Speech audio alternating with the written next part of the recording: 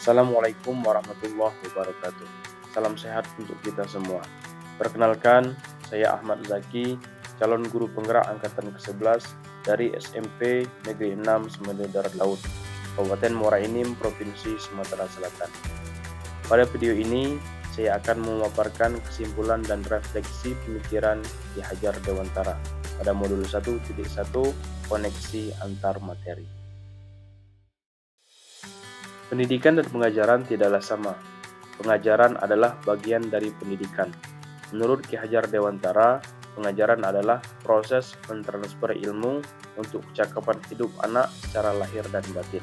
Sedangkan pendidikan pada hakikatnya adalah menuntun segala kodrat yang ada pada murid agar dapat mencapai keselamatan dan kebahagiaan yang setinggi-tingginya, baik sebagai manusia maupun sebagai anggota masyarakat.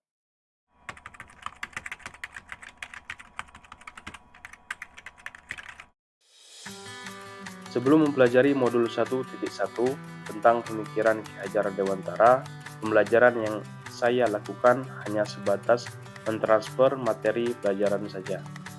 Saya menganggap tuntasan penyampaian materi lebih penting dari pemahaman karakter murid.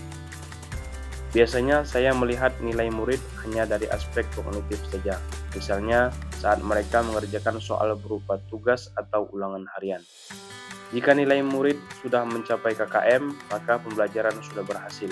Selain itu, saya pun beranggapan bahwa murid hanya sebagai objek pembelajaran saja, sehingga pembelajaran terpusat pada guru atau menggunakan metode teacher center.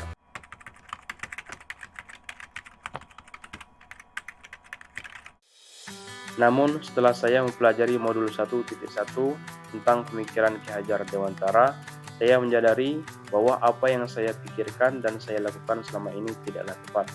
Seharusnya saya melakukan pembelajaran secara menyeluruh, bukan hanya aspek kognitif saja, namun juga afektif, psikomotor, spiritual, sosial, dan budaya.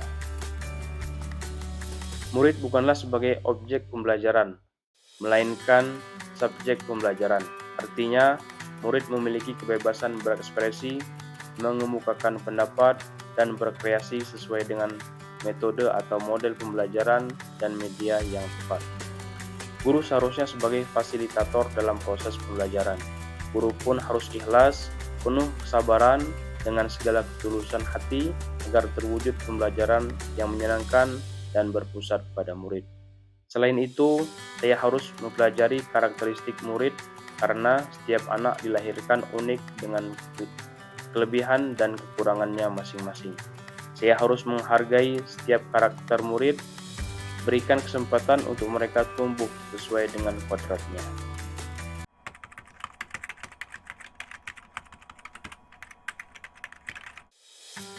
Yang dapat segera saya terapkan dalam pembelajaran di kelas antara lain, merancang pembelajaran yang interaktif dan menyenangkan, dengan melibatkan murid sebagai subjek pembelajaran atau student center.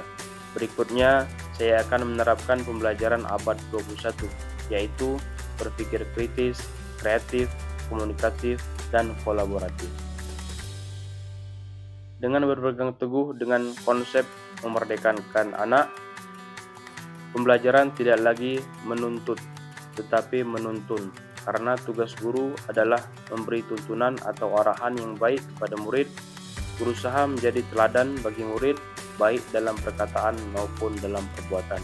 Selanjutnya, saya harus mengenali karakter dan latar belakang murid dengan menjalin komunikasi yang baik. Semoga video ini menjadi inspirasi. Akhir kata, semoga tergerak, lekas bergerak, dan mari menggerakkan. Wassalamualaikum warahmatullahi wabarakatuh.